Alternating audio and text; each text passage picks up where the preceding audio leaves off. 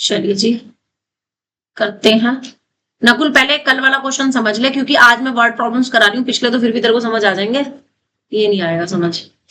ठीक है, एग्जाम्पल 1 है ये, पहले क्वेश्चन पढ़ लो पेज 5.21 पे। ये मत कहियो भी मैं बुक नहीं लेके आया, निकाल बुक। क्वेश्चन कह रहा है कि हमें ऐसे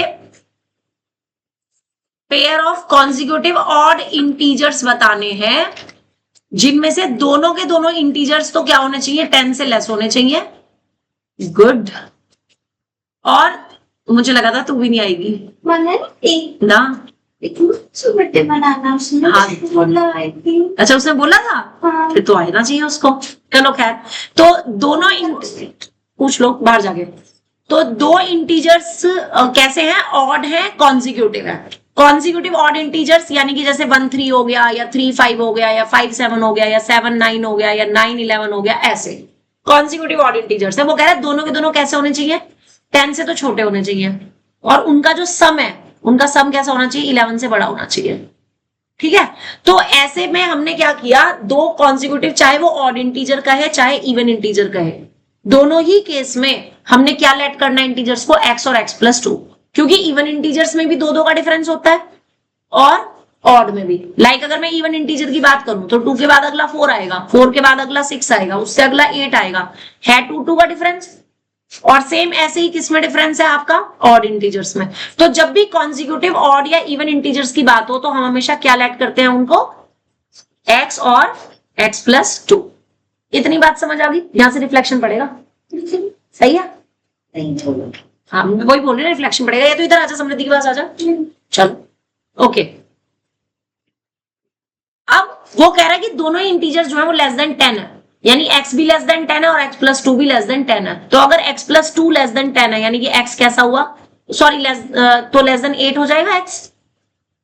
और इन दोनों को अगर मैं कंबाइंड करूं कि x 8 से भी छोटा है, 10 से भी छोटा है, तो फाइनली x क्या होना चाहिए, 8 से छोटा होना चाहिए। ठीक है, दूसरी इक्वेशन कहां से बनेगी कि वो कह रहा है उनका सम जो है वो 11 से बड़ा होना चाहिए, यानी x और x+2 का सम क्या होना चाहिए, ग्रेटर देन 11। तो जब इसको सॉल्व करोगे तो यहां से x ग्रेटर देन 9.2 आ रहा है। अब 9.2 होता है 4.5 और x है कैसा, ऑड। तो आपको 4.5 से बड़ा और 8 से छोटा ऑड इंटीजर देखने कौन कौन से होते हैं। तो मैंने क्या किया, नंबर लाइन पे 4.5 और 8 लिख दिया। अब 4.5 और 8 के बीच में ऑड इंटीजर कौन कौन से लाई कर रहे हैं, 5 और 7। तो x की वैल्यू 2 पॉसिबल हो गई, 5 और 7।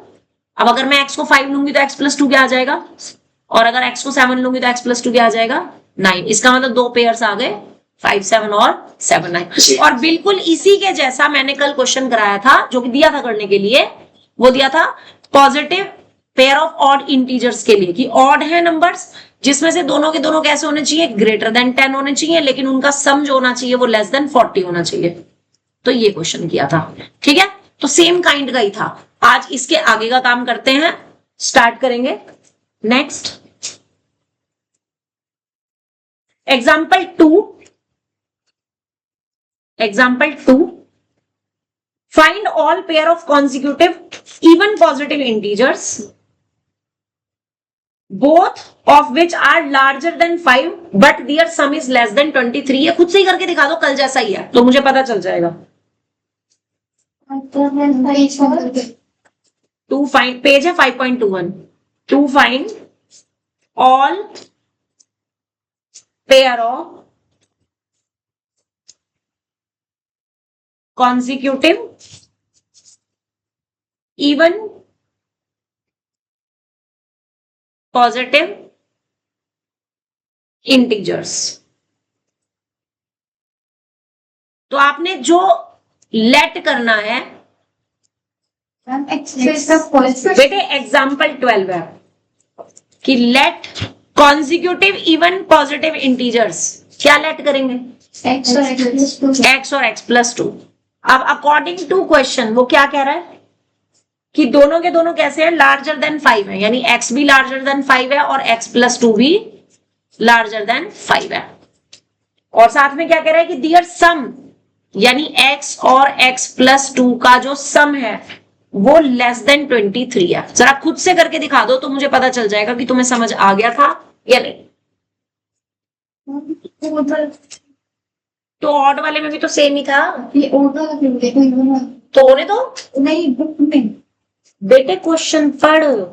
Example 2, find all pair of consecutive even positive integers both of which are larger than 5।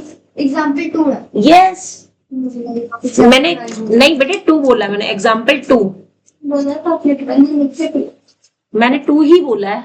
अच्छा हो सकता है बाय मिस्टेक मुंह से 12 निकल गया हो। 2 है, एग्जाम्पल 12 नहीं है, 2 है।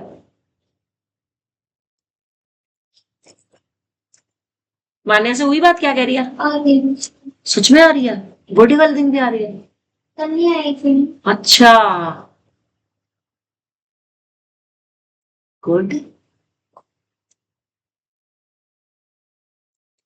पहला काम क्या करना है, इन दोनों से फाइनल कंडीशन निकाल लिया। इन दोनों से इसको सॉल्व करो। यहां से x2 को इधर शिफ्ट करो और ये ग्रेटर का साइन है। आओ जी, happy birthday to you. Oh my God,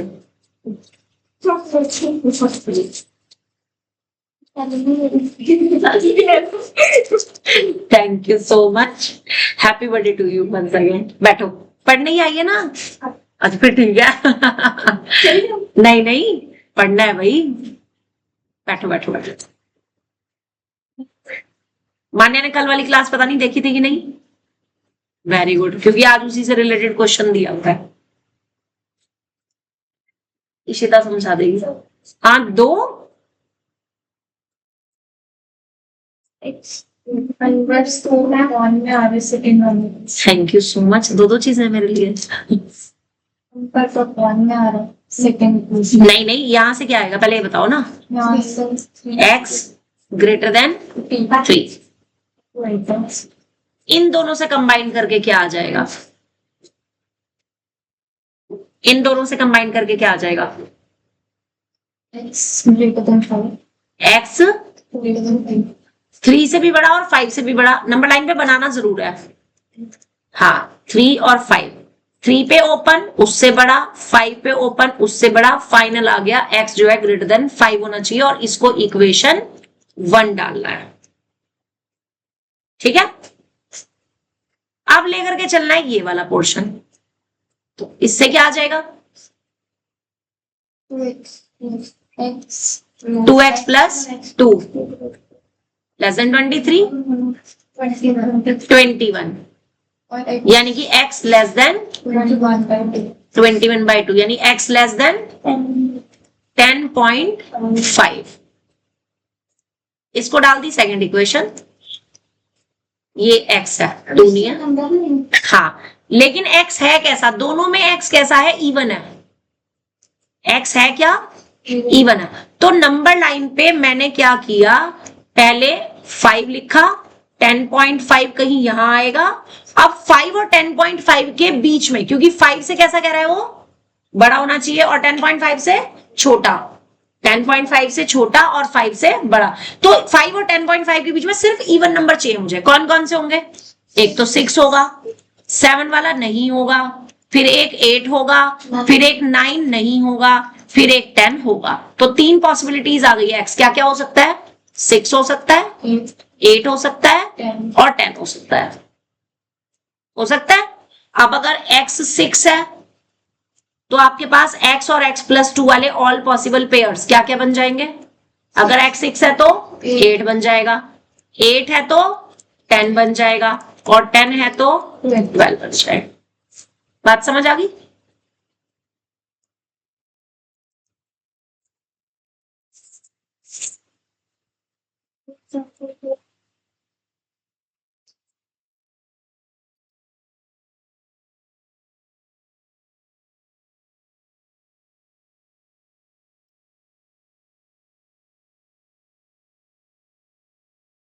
शुरू करें। Example number 3। अब ये अलग काइंड का क्वेश्चन हो गया, यानी कि कल जो हमने किया था उस टाइप का एक क्वेश्चन हो गया। 3 क्वेश्चन हम कर चुके हैं सेम लैंग्वेज के। अगला टाइप देखो फिर। Ravi obtained 70 and 75 marks in first 2 unit test. find the number of minimum marks he should get in the third test so that the average of marks is at least 60. Average का मतलब होता है mean. इससे पहले आप class में पढ़ चुके हो कि मीन कैसे निकालते हैं. मान लो आपको कुछ ऑब्जर्वेशंस दे रखे हैं, उनका एवरेज या मीन निकालना है तो क्या करते हैं, sum of observations upon number of observations, यही करते हैं. ठीक है, तो यहां पर भी आपको क्या दे रखे हैं, मार्क्स दो दे रखे हैं, 2 यूनिट टेस्ट के दे रखे हैं. मार्क्स ऑफ से UT1 वो आपको दे रखे हैं 70. Marks of unit test second कितने दे रखे हैं, 75. और marks of unit test third को हमने लेट कर लिया कितना, X. ठीक है, तो एवरेज कितना हो जाएगा, एवरेज मार्क्स कितने हो जाएंगे. एवरेज निकालने के लिए क्या करेंगे, तीनों को प्लस करेंगे और डिवाइड बाय 3 करेंगे. अब क्वेश्चन क्या कह रहा है, क्वेश्चन क्या कह रहा है कि average marks should be eight least 60. तो एट लीस्ट 60 का मतलब क्या हो गया, मिनिमम 60, यानी 60 या 60 से अबव. आपको दे रखा है average marks is at least 60 यानी greater than is equals to 60. At least के केस में आप क्या लोगे, greater than equals to. At most के केस में क्या लोगे, क्योंकि एट मोस्ट का मतलब होता है मैक्सिमम, इसको लिख लो. एट लीस्ट का मतलब मिनिमम और एट मोस्ट का मतलब मैक्सिमम. अब मिनिमम क्वांटिटी से या तो उसके इक्वल या तो उससे बड़ा होना चाहिए, और मैक्सिमम क्वांटिटी से या तो उसके इक्वल या उससे छोटा होना चाहिए. ठीक है, वैल्यू रखो 70 plus 75 plus x upon 3 greater than is equal to 60. यहां से सॉल्व करके वैल्यू निकाल लो कि x की वैल्यू क्या आएगी, और बताओ जरा मुझे. शिफ्टिंग करेंगे. हाँ वही करना, शिफ्टिंग करनी है. शिफ्टिंग करने के बाद आपके पास क्या इनइक्वालिटी आएगी वो बताओ.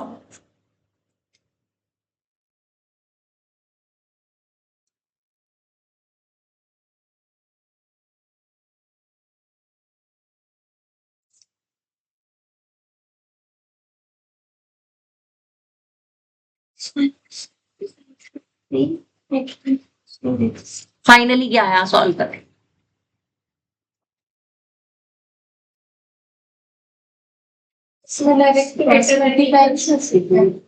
वही करनी है, क्रॉस मल्टीप्लाई कर दे. 3 इधर जाएगा मल्टीप्लाई में, 70 और 75 प्लस होकर के उधर माइनस में चल जाएंगे. शिफ्टिंग करनी, तो शिफ्टिंग ही तो बोल रही हूँ, पहले 3 शिफ्ट हो जाएगा. माइनस 60 नहीं, तब वो तब करते हैं बेटे जब नीचे आपके पास x का फंक्शन हो. हाँ बता क्या आ रहा है, x greater than equals to. हाँ अब ग्रेटर देन इक्वल आ रहा है, इसका मतलब 35 क्या हो गए, मिनिमम मार्क्स हो गए. तो इसका मतलब minimum marks in UT third should be 35, यानी कि थर्ड UT में उसके मिनिमम 35 या उससे ज्यादा नंबर आने चाहिए, तब उसका एवरेज मिनिमम कितना बनेगा, 60% बनेगा. Is that clear. और ये चीज पता लाइफ में कहाँ यूज होती है. सपोज करो किसी बच्चे ने मान लो बोर्ड के पेपर दिए और उसको लग रहा है नहीं यार मेरे किसी सब्जेक्ट में कम नंबर है, मैं बढ़ सकते हैं, उसने इंप्रूवमेंट भर दिया. अब वो एक आइडिया लगा रहा है कि मान लो भाई मुझे यूनिवर्सिटी में एडमिशन लेना है तो मुझे 75% मिनिमम मार्क्स चाहिए, बन रहे हैं सपोज उसके भी 70%. तो वो यहां से ये पता लगा सकता है कि मैं किस पर्टिकुलर सब्जेक्ट में एटलीस्ट मुझे कितने मार्क्स लाने हैं ताकि मेरी ओवरऑल परसेंटेज मिनिमम 75% बन सके. तो ये कंसेप्ट वहां पर काम आता है. बात समझ आ गई अच्छे से. ठीक है, अब इस पर बेस्ड क्वेश्चन एक्सरसाइज में है आपके पास सेकंड क्वेश्चन, एक्सरसाइज 5.3 का सेकंड क्वेश्चन. अब जरा वो मुझे खुद से करके दिखाओ. एक्सरसाइज 5.3 का क्वेश्चन नंबर 2. क्वेश्चन है marks obtained by a student in class 11 in first terminal and second terminal examination are 62 and 48. तो क्या लिखोगे, marks in first terminal exam, first term, हाँ term 1 62 marks in second term 48.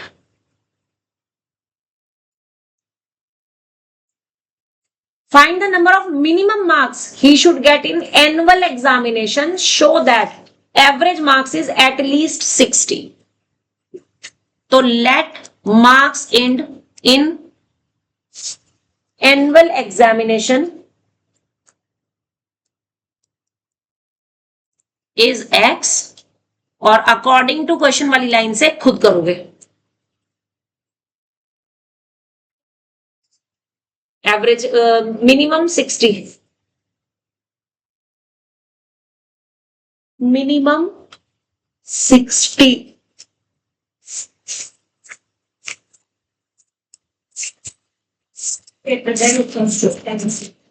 पता आपकी ना ये जो न्यू बुक आई है ना, इसमें इन्होंने थोड़ा सा पोर्शन ना, मतलब इंटरनली चैप्टर में से कुछ मटेरियल कम कर दिया है वर्ड प्रॉब्लम्स में. लास्ट ईयर बुक में ज्यादा थे क्वेश्चंस, अब कम कर दिया इन्होंने.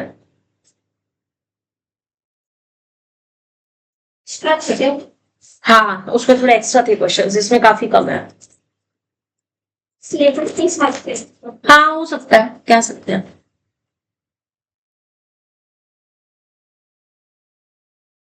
समृद्धि क्या लाइन आएगी? 60 या 62? 60. एवरेज बताना ना. 62 प्लस 48 प्लस एक्स अपॉन 3, ये एवरेज बना ना. ये क्या होना चाहिए? एटलीस्ट 60 है, मतलब greater than is equal to 60 होना चाहिए. अब यहां से सॉल्व करके तुम्हारे पास x greater than is equal to क्या आया है? 70. हाँ, 70 आ रहा होगा. तो अब उसके बाद वर्ड्स में क्या लाइन लिखोगे? हाँ, कि minimum marks in exam annual exam should be 70. अब वहां पे should be less than is equal to मत लिख देना, कभी मिनिमम वर्ड भी लिख दो और फिर वहां पे greater than is equal to 70 भी लिख दो. ऐसे नहीं करना, ठीक है? तो वहां पर आएगा minimum marks in annual examination must be 70. ठीक है? इसके बाद आ जाओ जी एग्जाम्पल नंबर 4 पे. The longest side of a triangle is 3 times the shortest side and the third side is 2 centimeters shorter than longest side.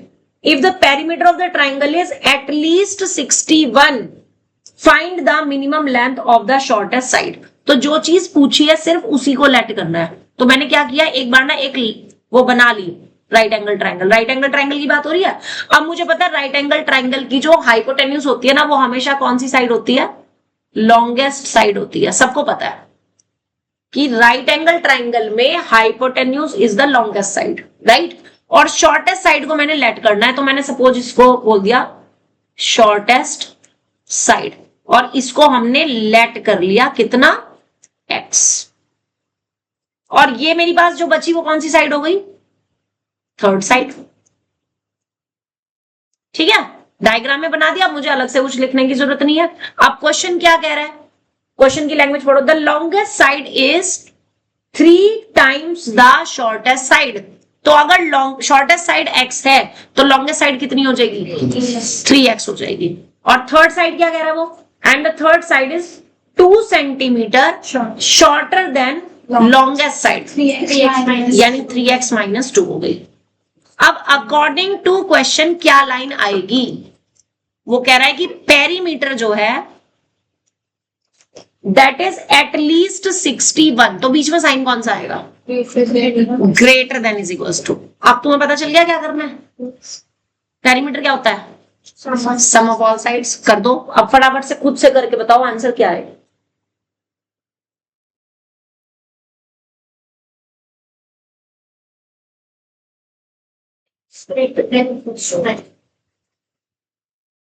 Solve करके x greater than is equal to 9 centimetre. तो अब words में क्या लिखोगे? shortest side is equals to find the minimum length of the shortest side. हाँ, तो the minimum length of shortest side should be 9 centimetre. Easy है कि मुश्किल है? इस चैप्टर की जो केस स्टडीज आती है ना, वो वर्ड प्रॉब्लम से आती है.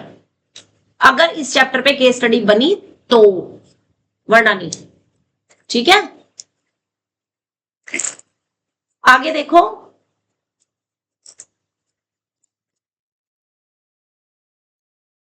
नेक्स्ट आ जाओ एग्जाम्पल नंबर 5 पे। Example 5, the cost and revenue function of a product are given by. अब इसका मतलब देखना, कॉस्ट को और रेवेन्यू को एज अ फंक्शन इन्होंने दे रखा है। कॉस्ट फंक्शन को सी एक्स से दिया है, सी मतलब कॉस्ट, और रेवेन्यू फंक्शन को आर एक्स से दिया है। कि कॉस्ट और रेवेन्यू वर्ड होते क्या है? कॉस्ट मतलब जितना रेवेन्यू आए। अब सी एक्स इन्होंने दे रखा है 20x प्लस 4000, और रेवेन्यू दे रखा है 60x और प्लस 2000। ठीक है,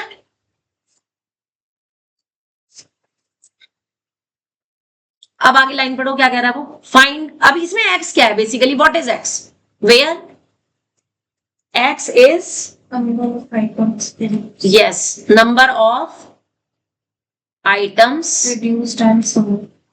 produced and sell। मतलब वो कह रहे जितनी आइटम बनाई उतनी सारी की सारी सेल भी हो गई, क्योंकि दोनों में एक्स लिया हुआ है। नहीं तो कई बार पता है ऐसे भी हो जाता है कि एक्स नंबर ऑफ आइटम्स तो बनाई लेकिन सेल सिर्फ वाई हुई, और साथ में दे दिया कि एक्स जो है वो ग्रेटर देन वाई है। मतलब बनाई ज्यादा और सेल हुई कम, बट वो आपके सिलेबस में इतना नहीं आएगा क्योंकि आपके में linear inequalities in one variable है केवल। ठीक है, इतनी बात समझ आ गई।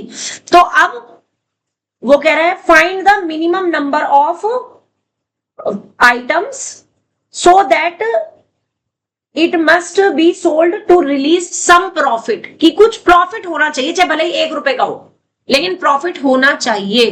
तो प्रॉफिट कब होगा? मान लो आपने कोई आइटम बनाई और उसको बेची, तो प्रॉफिट होगा कब? कॉस्ट प्राइस से ज्यादा, ऑब्वियसली जब ज्यादा पैसे आ रहे हैं, जितने लगे उससे ज्यादा हमारे पास आ गए, तो ही प्रॉफिट होगा। Revenue minus cost is greater than zero, बिल्कुल कर सकते हैं। तो आप दो चीज तरह से कर सकते हो, या तो आप लिखोगे R x minus C x greater than 0, इससे भी वही आएगा जब सी एक्स को इधर ले जाएंगे तो, कि R x should be greater than C x. तो पता चल गया क्या करना है, वैल्यू पुट करनी है, सॉल्व करना है, एक्स आ जाएगा।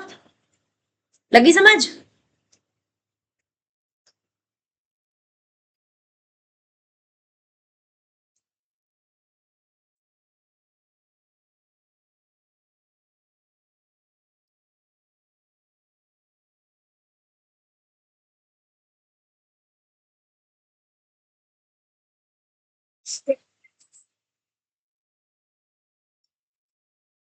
Greater than 50। तो इसका मतलब आंसर लाइन में क्या लिखोगे, देयरफॉर मैक्सिमम नंबर या minimum number of items produced. Yes, minimum number of item produced और सेल मस्ट बी 50। अब देख, अब मिनिमम वर्ड भी लिख दिया और ग्रेटर भी लिखा, और मैंने सबसे पहले यही लाइन बोली है कि या तो आप वर्ड में लिखोगे और या फिर साइन में। ये नहीं कि आपने मिनिमम नंबर ऑफ वर्ड भी लिख दिया और फिर ग्रेटर का साइन भी लगा दिया, वो गलत हो जाएगा स्टेटमेंट। फिर आपका उसका आधा या एक जो भी मार्किंग स्कीम का नंबर है वो कट जाएगा। ठीक है, तो आपके पास यहां से सॉल्व करके एक्स आ रहा है ग्रेटर देन 50, और आपकी आंसर लाइन क्या आएगी, therefore minimum number of items produced and sell should be 50। ठीक है जी, समझ आ गया। नेक्स्ट आ जाओ एग्जाम्पल नंबर 6। इशिता पढ़। अरे वाह, अच्छी बात है। बुक है नहीं या लाई नहीं है? नहीं है, नहीं घर पर लेके आया करो। चलो पढ़ो। An electrician can be paid under two schemes as given below. Scheme 1 rupees 500 and 770 per hour, or scheme 2 120 per hour. If the job x hours for bit value of x, that's the scheme 1 give the electrician better wages. अच्छा, first scheme में an electrician can paid under two scheme, scheme 1 में ₹500 and ₹70 per hour, ₹500 and ₹70 per hour, और दूसरे scheme में है ₹120 पर hour. And if the job takes x hours, x जो है वो यहां पर क्या है, नंबर ऑफ आवर्स है। For what value of x does the scheme 1 give the electrician better wages. वो कह रहा है स्कीम 1 में उसको बेटर वेजेस मिले, इसका मतलब स्कीम 1 से जो अमाउंट मिल रहा है, पैसे जो मिल रहे हैं वो ज्यादा होने चाहिए स्कीम 2 से, है ना। अब सबसे पहले बात आती है कि मैं इसको लीनियर इक्वेशन की फॉर्म में लिखूंगी क्या। देखो यहां से स्कीम 1 से उसको कितने पैसे मिलेंगे, 500 plus 70 तो मनी फ्रॉम स्कीम 1 से 500 रुपीज और प्लस 70x। ये ऐसे हो गए जैसे अभी मैं अभी रिसेंटली अपना एक एक्सपीरियंस शेयर कर रही हूँ। लाइक हमने मान लो एसी की सर्विस करानी थी, हमने कंपनी में फोन किया, हमने कहा भाई हम लोकल बंदे से नहीं करा रहे, हम तो कंपनी में ही कंप्लेन करेंगे, वहीं से हम सर्विस वाला बंदा बुलाएंगे। ठीक है, हमने फोन किया तो उन्होंने बोला कि मैम 600 रुपए तो 650 रुपए तो सिर्फ विजिटिंग चार्जेस है आने के, उसके बाद सर्विस चार्जेस जो है वो अलग से डिपेंड करेगा कि आपके उसमें अगर कोई फॉल्ट है, कुछ सामान डालना पड़ा तो वो अलग से है। विजिटिंग चार्जेस आपको इतने तो देने ही देने पड़ेंगे, मतलब अगर हम घर पे आए, हमने कुछ भी नहीं किया ना, तो भी आपको इतने तो देने ही पड़ेंगे। तो ये 500 ना लाइक दैट है कि ये तो फिक्स चार्जेस हो गए, तो देने ही देने पड़ेंगे, ये तो मिलेंगे ही मिलेंगे। इसके अलावा अगर आप 1 घंटा काम कर रहे हो तो 70 रुपीज मिल जाएंगे, 2 घंटे काम करोगे 140 मिल जाएंगे, लाइक दिस। ओवरपेड जैसे होता है, हाँ, ओवरहेड चार्जेस इसको आप बोल सकते हो, है ना। तो फर्स्ट स्कीम से इतने पैसे मिलेंगे अगर x घंटा उसने काम किया तो, ठीक है। और मनी फ्रॉम स्कीम 2 वो कितनी हो जाएगी, वो सिंपली 120x हो जाएगी। अब वो कह रहे हैं स्कीम 1 इज बेटर, तो फॉर क्या लिखेंगे, for scheme 1 to be better 500 plus 70x should be सिर्फ ग्रेटर देन ही लगाना है, इक्वल नहीं लगाना, क्योंकि इक्वल के केस में फिर तो वो इक्विवेलेंट हो गई ना दोनों स्कीम, बंदा कुछ भी कर सकता है। ठीक है, तो सिर्फ आपको क्या लेना है, यहाँ पे ग्रेटर का साइन लेना है, राइट। Greater than 10। हाँ, सॉल्व करके कितना आया, हाँ लेस आ रहा होगा, ग्रेटर तो नहीं आएगा, देख ले, ये 70 इधर जाएगा ना, तो x तुम्हारे पास लेस देन 10 ऐसे आ रहा होगा। You should work maximum 10 hours.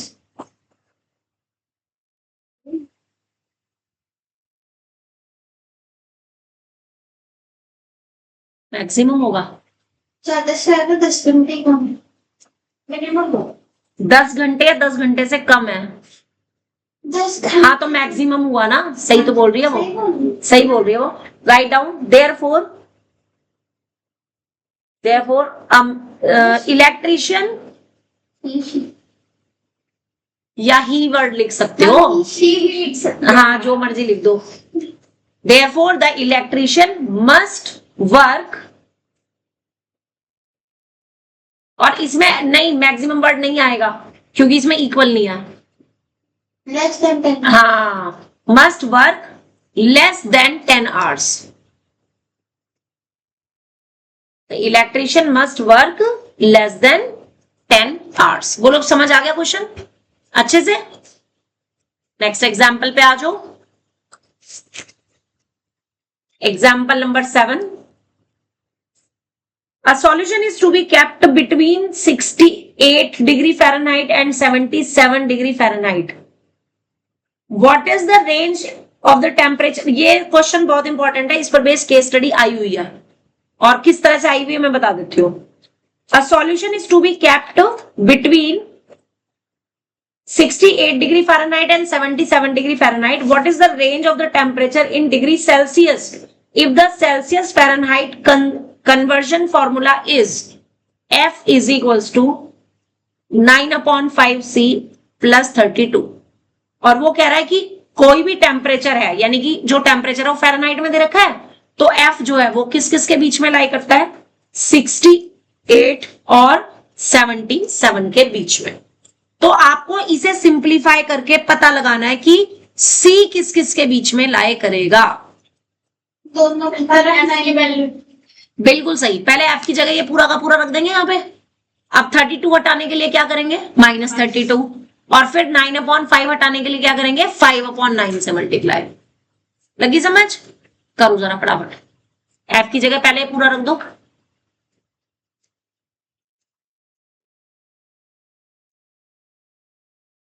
$68 और 77।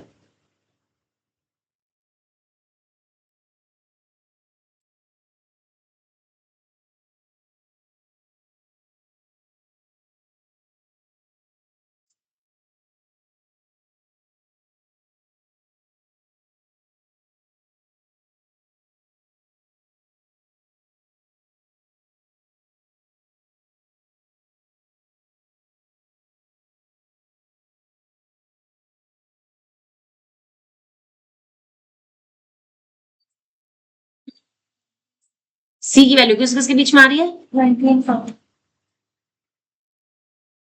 20 एंड 25 आ रहा होगा। 25 ठीक है। अब इसमें जो केस स्टडी बेस्ड क्वेश्चंस है ना, लाइक जैसे आपको ये रिलेशन दे दिया, अब फर्स्ट पार्ट तो इन्होंने ये दे दिया, सेकंड पार्ट में वो ये दे सकते हैं कि इफ जैसे सी सपोज करो किस किस के बीच में लाई कर रहा है, लाइक 40 डिग्री और 100 डिग्री के बीच में लाई कर रहा है फॉर एग्जाम्पल, और अब वो पूछ रहे हैं कि बताओ एफ किस किस के बीच में लाई करेगा, करके दिखाओ जरा। तो आप क्या करोगे, यहां से पहले आपको इसको सिंप्लीफाई करके ना यहां से सी निकालना है। तो कैसे निकलेगा, पहले 32 इधर जाएगा एफ में, तो एफ -32 हो जाएगा, है ना, और फिर 9/5 हटाने के लिए मल्टीप्लाई में 5/9 हो जाएगा, और ये सी की वैल्यू होगी। ठीक है, और एक काम करो, इसको ये 90 और ये चेंज मत करो, इसको चेंज करके लिखो आप 27 लिखो और 81 लिखो, 27 और 81। ठीक है, और अब बताओ कि अगर C इसके बीच में लाई कर रहा है तो F किस किस के बीच में लाई करेगा। ये केस स्टडी का अगला पार्ट, सेकंड पार्ट।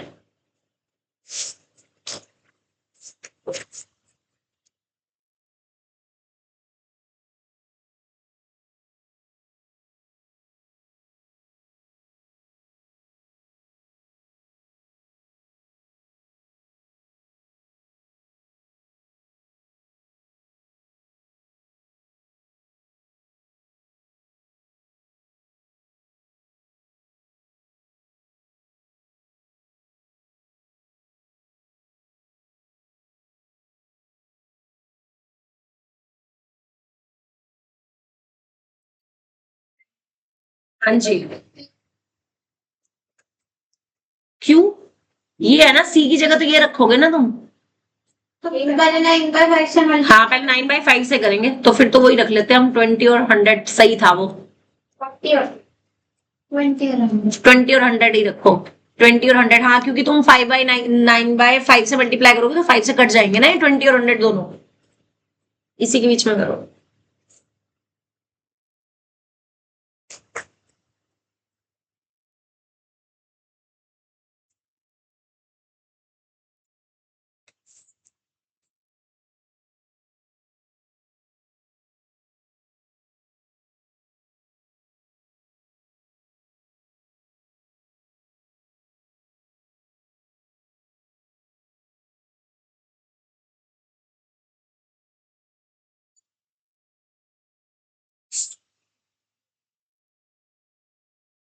कितना आया जी इससे सॉल्व करने के बाद, F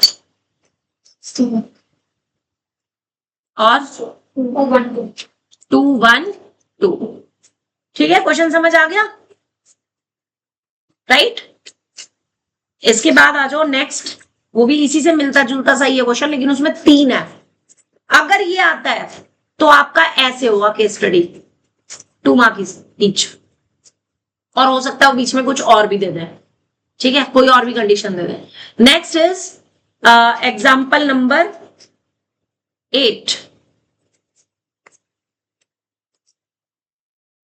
IQ of a person is given by the formula IQ is equals to MA upon CA into 100. अब यहां पर MACA क्या है? MA is known as mental age, CA is known as chronical age. अब ये अलग अलग से नाम है, मेंटल एज और क्रॉनिकल एज में बता देती हूँ क्या चीज होती है, हल्का सा ओवरव्यू दे रही हूँ। मेंटल एज वाली एज है जैसे वो जो बुढ़ापे में इंसान का होता है ना, भूल पड़ने लगती है, किस एज में जाकर के ऐसा हो रहा है इंसान के साथ, वो उसकी मेंटल एज है। क्रॉनिकल एज मतलब एक वो एज जिस एज में एक पर्सन मैच्योर हो जाता है, उसको हर चीज याद रहती है। लाइक जैसे बच्चे होते हैं वो भी भूल जाते हैं जल्दी, है ना। तुमने ये भी सुना होगा, कई बार कहते हैं कि यार इस बंदे का ना IQ बड़ा तेज है, मतलब आधी बात बताई उसको पूरी समझ आ गई, जो ज्यादा एक्स्ट्रा ऑर्डिनरी बच्चे होते हैं, ठीक है। तो ये वो चीजें हैं। तो वेयर MA मतलब आपको दे रखी है मेंटल एज। अब ये पर्टिकुलर क्वेश्चन पता है जब केस स्टडी में आया था तो उन्होंने क्वेश्चन के स्टेटमेंट को बढ़ाने के लिए ना पहले मेंटल एज को डिफाइन कर दिया कि ये मेंटल एज का मतलब ये होता है जी, क्रॉनिकल एज का ये मतलब होता है, IQ का ये मतलब होता है। पूरी डेफिनेशन दे दी तीनों की, उसके बाद दे दिया कि the relation between mental age, chronical age and IQ is given by this one, ठीक है। CA मतलब क्रॉनिकल एज,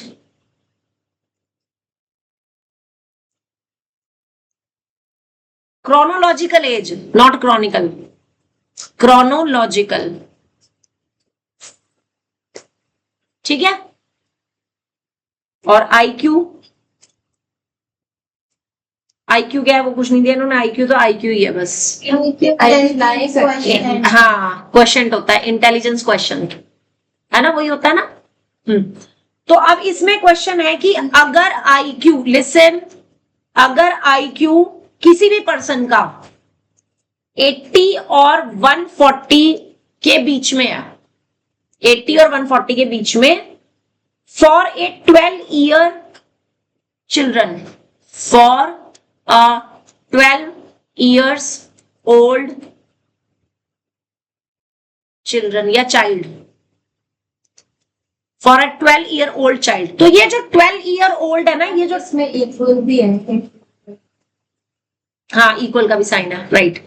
तो यहां पर जो ये 12-year old दे रखी है ना, ये उसकी बेसिकली क्रोनोलॉजिकल एज है, ठीक है। यहां पर जो 12-year वैल्यू दे रखी है वो किसकी वैल्यू दे रखी है? CA की दे रखी है। और वो पूछ रहा है find the range of its mental as, ठीक है।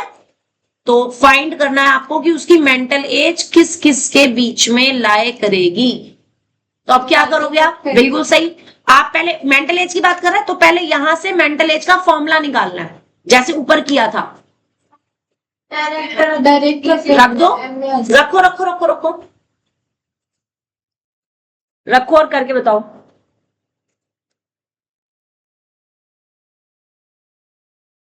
CA की जगह आपने 12 रखना है, ठीक है।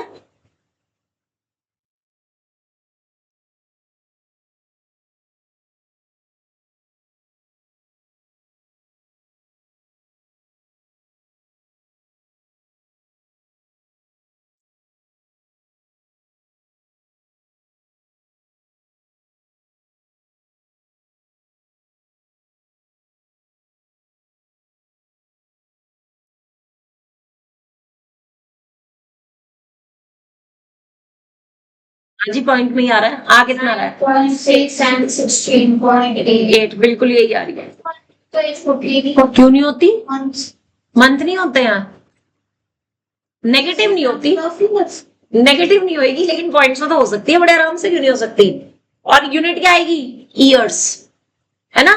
सो क्या लिखेंगे कि the mental age must be greater than 9.6 years but less than और equals to 16.8 years. Mental age should lie between हाँ, ठीक है। अब जो अगला क्वेश्चन बताने जा रही हूँ ना, जरा उसको बहुत ध्यान से समझना, क्योंकि वो तो बहुत ही ज्यादा इंपॉर्टेंट है, उस पर तो बेस्ड कई बार आ चुके हैं ये केस स्टडीज वगैरह।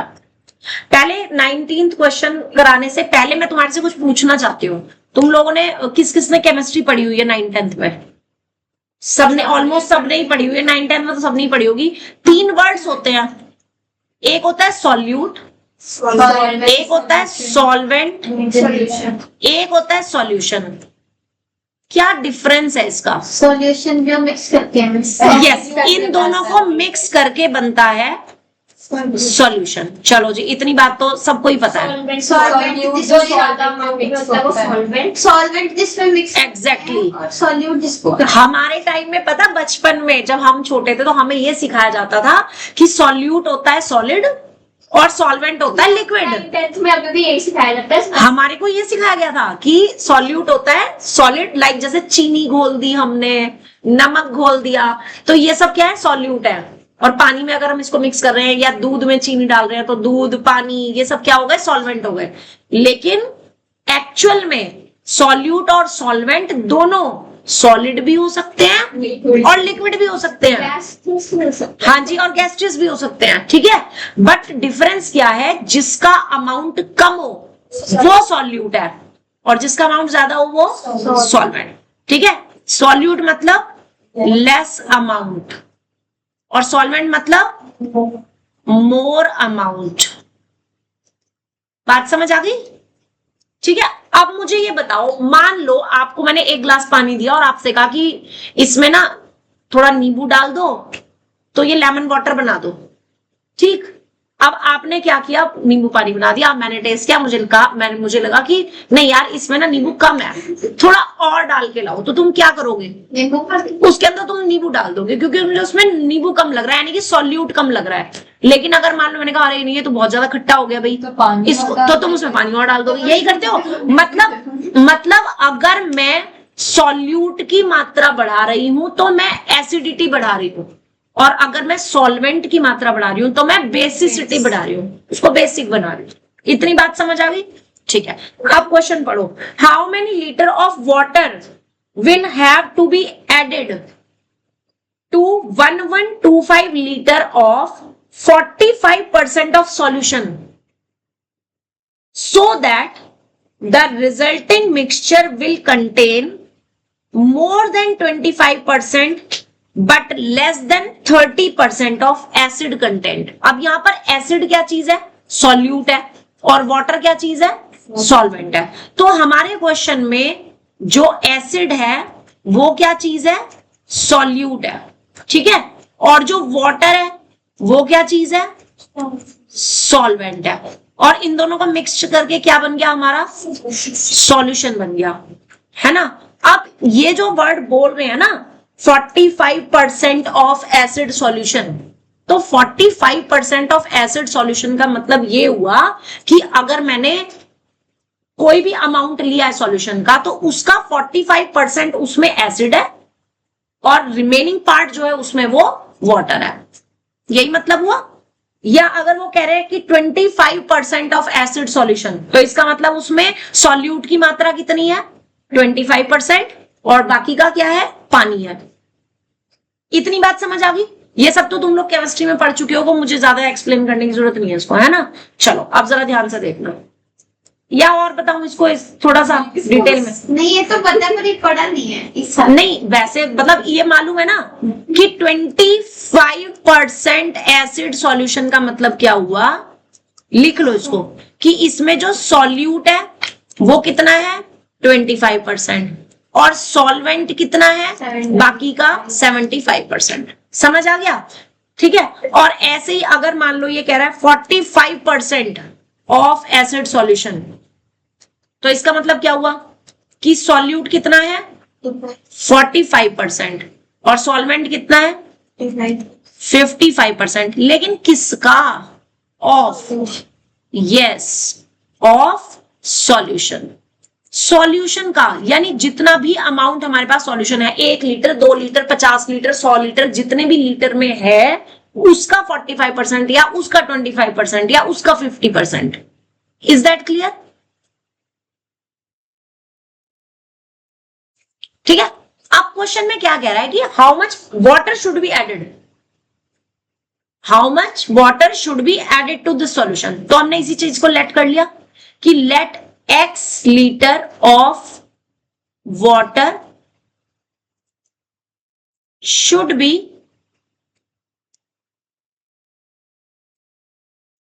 एडेड किसमें?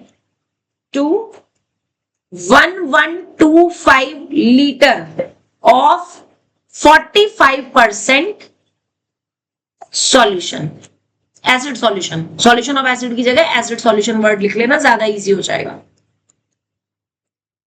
यानी मेरे पास सॉल्यूशन की क्वांटिटी कितनी है? सॉल्यूशन की क्वांटिटी कितनी है? 1125 लीटर। पर इसमें उसमें सॉल्यूट कितना है? 45%। और सॉल्यूशन मतलब ये क्वांटिटी किसकी होगी? सॉल्यूशन की। और ये उसमें इतने परसेंट क्या है? सॉल्यूट है। 45% तो जब होगा ना जब उसमें 1 लीटर वाटर ऐड कर। नो, क्वेश्चन पढ़। How many litre of water should be added to 1125 litre of 45% solution of acid so that, अब पानी जब मिलाया तो उसकी जो एसिडिटी है कम तो होगी ना। तो वो कह रहा कितना पानी मिलाएं उसमें कि जो इसकी अब उसमें एसिड की जो क्वांटिटी है वो कितनी हो जाए? 25% और 30% के बीच में रह जाए। नेचुरल सी बात है, मैं पानी मिलाऊंगी जब इसमें तो उसमें 45% तो एसिड रहेगा नहीं, कम हो जाएगा, बेसिक बन जाएगा ना वो। ठीक है, तो अब मैंने जब पानी इसमें मिलाया तो अब मेरे पास सॉल्यूशन बनके कितना तैयार हो गया? 1125 लीटर तो पहले से था, x लीटर मैंने उसके अंदर क्या मिला दिया? पानी मिला दिया। तो अब सॉल्यूशन कितना बन गया? 1125 और प्लस x लीटर। इतना ही बन गया कि नहीं? इतना ही बन गया। और इसमें जो वो है आपकी एसिड की क्वांटिटी, वो किस किस के बीच में रहनी चाहिए?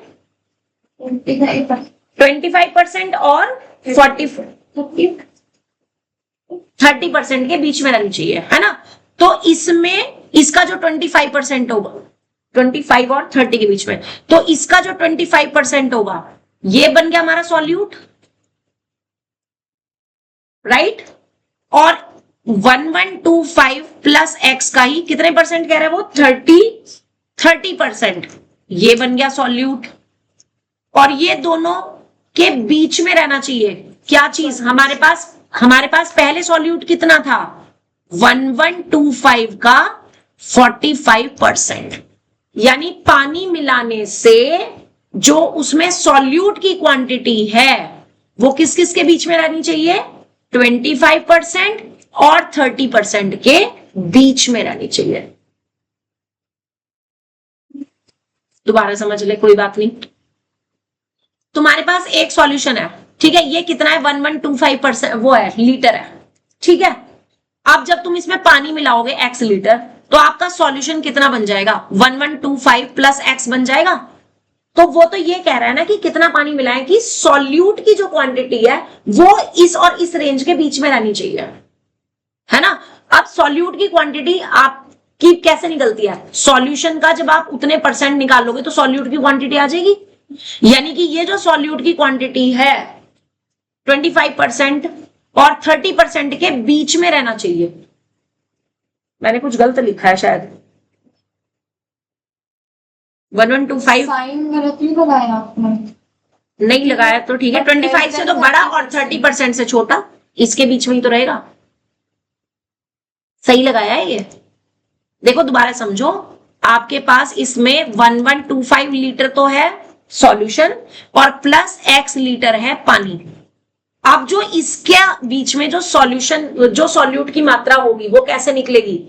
वो इसका 25% और इसका 30% करेंगे, उसके बीच में ही निकलेगी, ठीक है। यानी इसका 25% करोगे तो सॉल्यूट आएगा, इसी का 30% करोगे तो सॉल्यूट आएगा।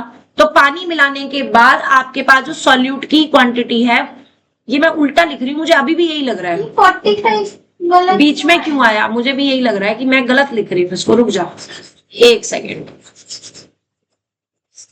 वेट, सॉल्व हो जाएगा नहीं, let me explain it first. कि जब हमने 1125 प्लस एक्स का में एसिड की मात्रा निकाली तो 1125 प्लस एक्स का 25% ये सॉल्यूट आ गया। और ये आपका पहले कितना था? 45% था। नहीं, पहले जो था आपका ऑलरेडी कितना दे रखा था? 45% दे रखा था ना, कोई ये वाला। तो जब मैंने इसमें वाटर ऐड किया तो सॉल्यूट तो कम हो जाएगा ना, तो that should be less then हो जाएगा ना 1125 इंटू 45% से। ये तो मैंने सही लिखा है। दूसरा और दूसरे वाले में कह रहे हैं कि 1125 प्लस एक्स का 30%, तो ये भी तो इसी से कम ही होना चाहिए। ग्रेटर क्यों लिख रहे हैं हम? लाइज बिटवीन है ना, सही लिखा था, तो मेरा काम गड़बड़ करवा रहे हो। ठीक है, ये ठीक लिखा था। वेट, देखो जब आपने पानी मिला दिया 1125 प्लस एक्स, इतना सॉल्यूशन बन गया,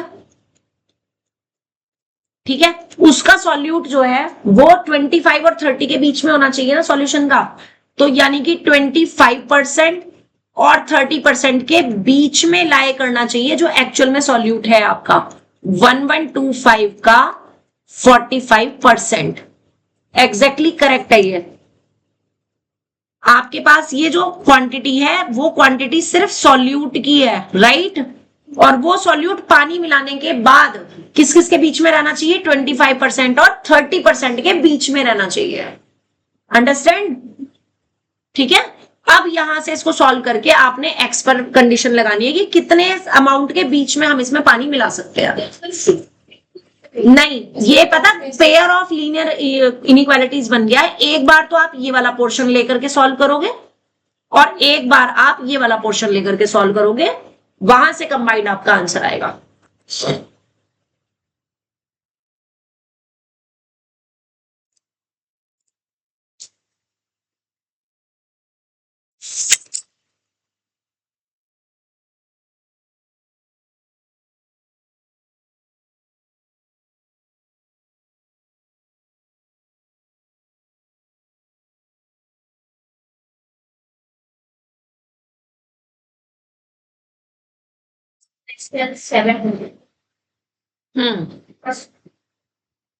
सही है। एक्स लेस देन 700, नहीं तो एक्स लेस देन 900 आ रहा होगा।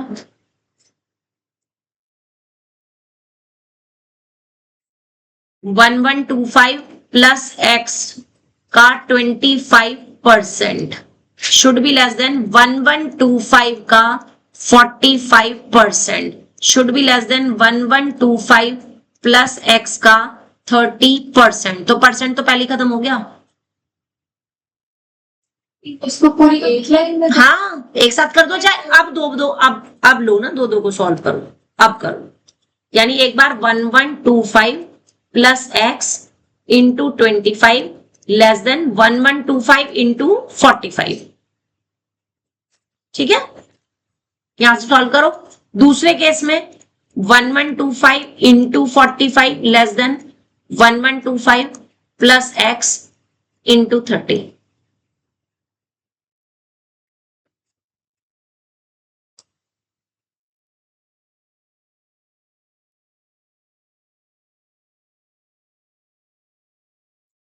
अभी तो ये आसान है क्योंकि इसमें सिर्फ ना हमें पानी मिलाया है। कई बार क्या होता है, सॉल्यूशन में एक डाइल्यूट सॉल्यूशन मिला करके डाइल्यूट करते हैं, वो वाला कल बताऊंगी, नहीं तो मिक्सिंग कर लोगे। ठीक है, आज आपको सिर्फ वही वाले क्वेश्चंस दिए जाएंगे जिस टाइप के आपको एग्जांपल कराए हैं मैंने।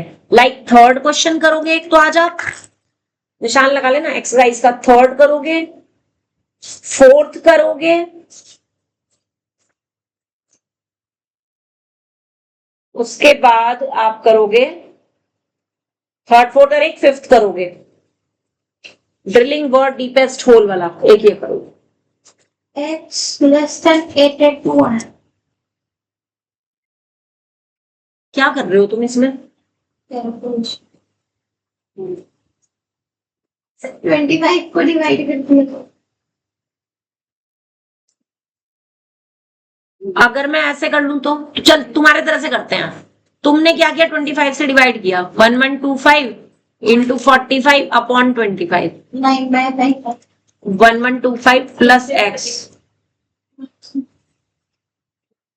1125 है, ये 25 4 जा 100, 125, 5 जा 125 into 45, ये नहीं आ रहा। मैं तो ऐसे किया ही नहीं।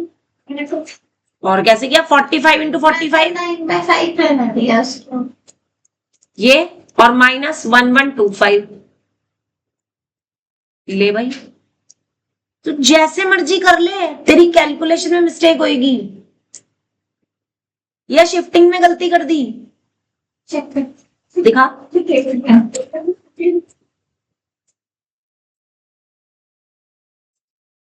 1125 into 45, ये 45 कहाँ गया तेरा? कौन सा पॉइंट? ये 45 इधर ले आई तू। माइनस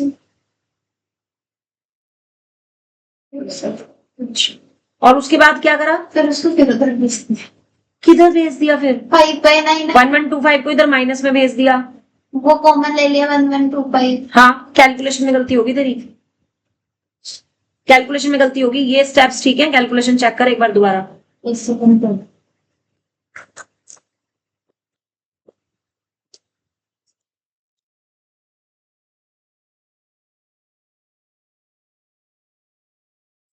जैसे मर्जी कर ले कैलकुलेशन।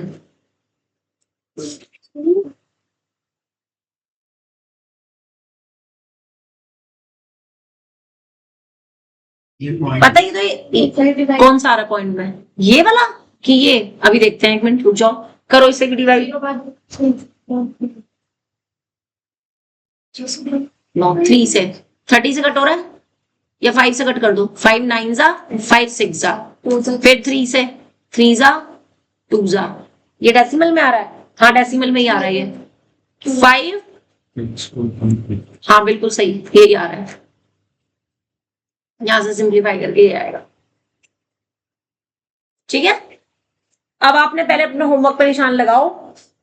पहले 1 मिनट आंसर लाइन तो लिखो पहले कि therefore the amount of water that should be added must be more than, अब इक्वल नहीं आएगा, more than 562.5 litre but less than 900 litre, यानी कि इसके बीच में ही होना चाहिए, बस इतना ही पानी मिला सकते हैं। हाँ, आपका होमवर्क नोट कर लो, सिर्फ 3 क्वेश्चन है। 5.3 एक्सरसाइज का 3rd 4th 5th question. Book अगर नहीं है तो बताओ, मैं पिक भेज दूं। सबके पास है बना बुक? इशिता फिर ठीक है। हाँ समृद्धि ठीक है, ये लो। ठीक है जी, एक मिनट।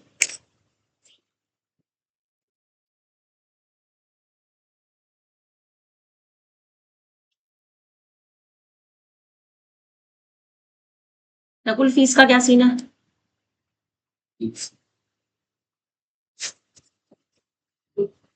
और अब